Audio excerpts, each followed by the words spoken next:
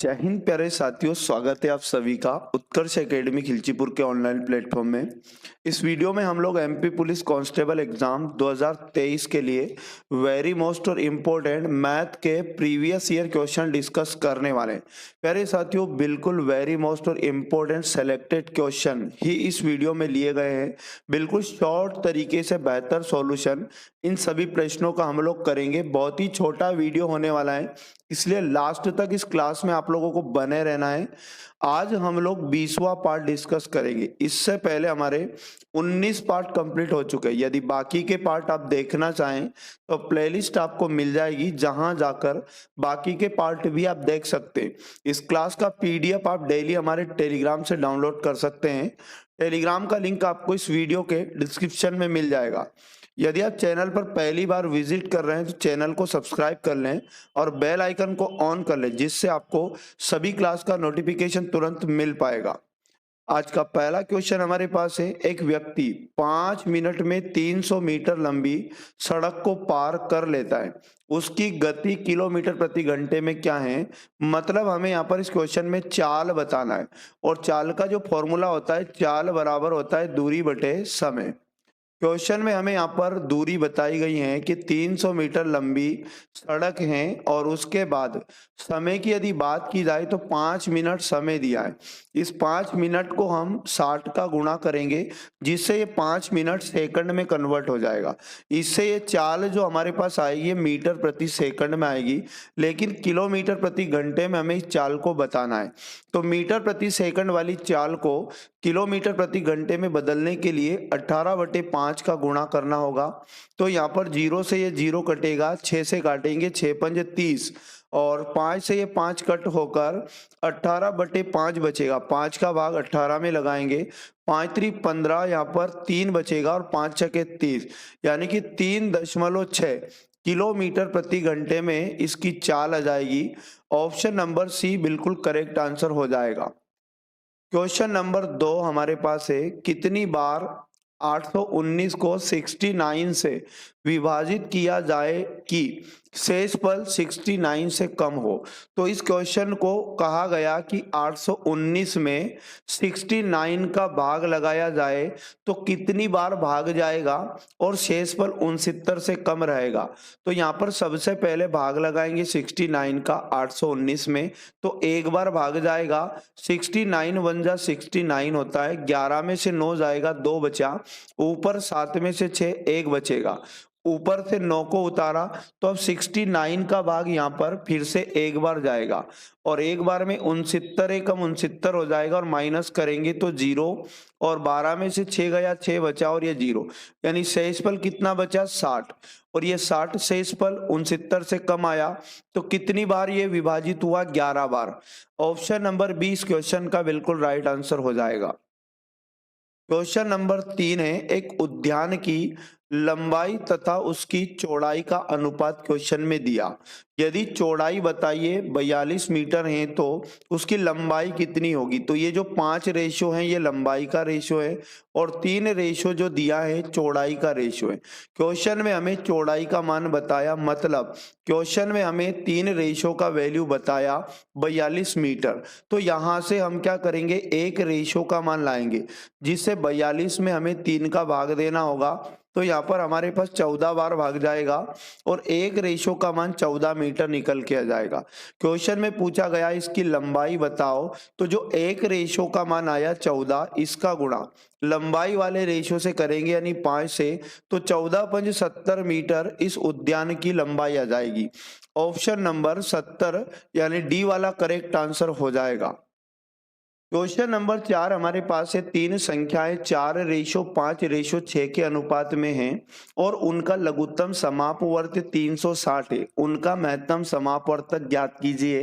तो क्वेश्चन में हमें लघुत्तम दिया है और 3 संख्याओं का रेशो दिया।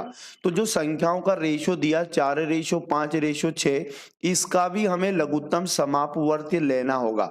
तो 4 का, 5 का और 6 का लघुत्तम समापवर्त 60 आता है। अब क्या करोगे? क्वेश्चन में पूछा महत्तम बताओ, तो यहाँ क्या करो 4 का 5 का 6, ये जो रेशो इसका भी महत्तम ले लो। तो महत्तम का जो रेशो बनेगा 1 रेशो महत्तम है, तो हमें क्वेश्चन में 60 रेशो का मान 360 दिया है। यहाँ से हम क्या करेंगे 1 रेशो का मान निकाल लेंगे, 360 बटे 60, 0 से 0 कट हो जाएगा और 6 छंग 36, यानी 1 रेशो का मान क्वेश्चन में हमें कितना मिला 6, और इनका जो महत्तम था वो भी 1 रेशो ही है, इसलिए इन तीनों संख्याओं का महत्तम भी 6 होगा। ऑप्शन नंबर 2 करेक्ट आंसर हो जाएगा। क्वेश्चन नंबर 5 और मोस्ट इंपोर्टेंट क्वेश्चन, यदि 6 महिलाएं 8 घंटों के लिए कार्य कर सकती हैं और एक कार्य को 10 दिन में समाप्त कर सकती हैं, तो 10 महिलाओं को एक सप्ताह में 6 घंटों के लिए कार्य करने के लिए कितने दिन लगेंगे? तो यहाँ पर मैं आपको बता दूं M1 D1 और बटे में यहाँ पर H1, ये फॉर्मूला हमें लगाना होगा, और इसी प्रकार बराबर में होता है M2 D2 और गुणा में हो जाएगा H2। M1 का मान प्रारंभ में मेन की संख्या 6 दी गई है, दिनों की संख्या प्रारंभ में D1 का मान 10 दिया है, और H1 मतलब घंटों का मान 8 दिया है। M2 का वैल्यू बाद वाले मेन की संख्या 10 दी है, और D2 का वैल्यू दिनों की संख्या बाद में पूछा है, जबकि H2 का वैल्यू बताया यानी कि 6 घंटे। अब D2 को हम लोग यहीं रखेंगे और सभी वैल्यू को इधर भेज देंगे, तो 6 गुणा 10 गुणा 8, इधर ये गुणा की संख्या इधर भाग में आ जाएगी, 10 गुणा 6, 6 से 6 कट हो जाएगा, 10 से 10 कट होकर हमारे पास D2 का मान कितना बचेगा 8। ऑप्शन नंबर सी इस क्वेश्चन का बिल्कुल सही जवाब है। क्वेश्चन नंबर 6, ए और बी की औसत आय 200 रुपये है, सी और डी की 250 रुपये है, तो ए बी सी डी का औसत बताना है। तो हमें क्वेश्चन में क्या दिया, एक तो औसत दिया और इनकी संख्या दी है, तो आप क्या करो औसत का गुणा संख्या से करो, तो आपके पास इनका योग आएगा, और योग लाने के लिए हम क्या करेंगे, शुरू में 200 औसत दिया, 200 जो औसत दिया ए और बी का औसत है, तो 2 का गुणा करेंगे, 2 डेटा है, तो यहाँ पर 400 इनका योग आएगा। ये जो योग आया ए प्लस बी का आया, फिर हम क्या करेंगे सी और डी का भी योग निकाल लेंगे, तो 250 इनका औसत दिया, 2 का गुणा करेंगे तो 500 इनका योग बनेगा।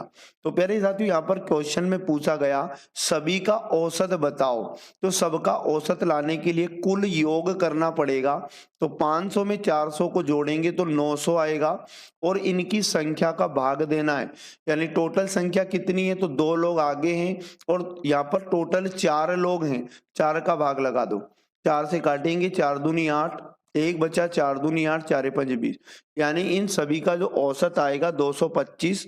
ऑप्शन नंबर ए इसका करेक्ट आंसर हो जाएगा। क्वेश्चन नंबर 7 हमारे पास है x cube plus y cube बराबर 405 और एक्स प्लस वाई बराबर 9 है, तो एक्स मल्टीप्लाई वाई का मान ज्ञात करो। तो यहाँ पर बीज गणित के एक फॉर्मूले से हम इस क्वेश्चन को सॉल्व करेंगे। हम जानते हैं कि एक्स प्लस वाई का होल क्यूब, यह एक फॉर्मूला होता है बराबर x cube plus y cube plus 3xy और कोष्टक में x प्लस वाई आएगा। सिंपली x प्लस वाई की जगह में पुट करना होगा 9 का होल क्यूब और बराबर x cube plus y cube की जगह में 405 जो लिखा इसे रखेंगे, और प्लस 3 गुणा x गुणा वाई, और फिर गुणा में x प्लस वाई का मान कितना दिया क्वेश्चन में, तो क्वेश्चन में हमें दिया है x प्लस वाई का मान 9, तो यहाँ पर 9 पुट करना है। अब 9 का क्यूब होता है 729 और प्लस का 405 इधर आएगा, तो माइनस का 405 हो जाएगा। 9 गुणा 3 करेंगे, 9 3 27, एक्स वाई बराबर के इधर ही बच जाएगा। इसे घटाएंगे तो यहाँ 4 बचा, 2 में से 0 गया 2 और 7 में 4 गया 3, और बटे में आ जाएगा 27, तो बराबर के इधर रह जाएगा एक्स वाई।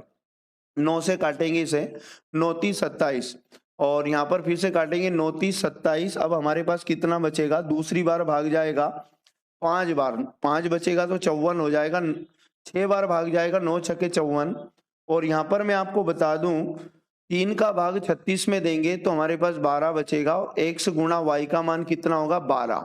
ऑप्शन नंबर 1 इसका करेक्ट आंसर आ जाएगा। क्वेश्चन नंबर 8, एक व्यक्ति 6 घंटों के लिए 5 किलोमीटर प्रति घंटे की चाल से और 12 घंटों के लिए 4 किलोमीटर प्रति घंटे की चाल से चलता है, उसकी औसत चाल ज्ञात कीजिए। तो प्यारे साथियों, जब अलग अलग समय अलग अलग दूरियां हो तब आपको औसत चाल यदि लाना है तो औसत चाल बराबर होता है कुल चली गई दूरी, यानी कुल दूरी में आपको क्या करना है, कुल समय का भाग लगाना है, तो आपके पास औसत चाल आ जाएगा। अब आपको कुल चली गई दूरी लाना पड़ेगा, तो दूरी का फॉर्मूला होता है चाल गुणा समय।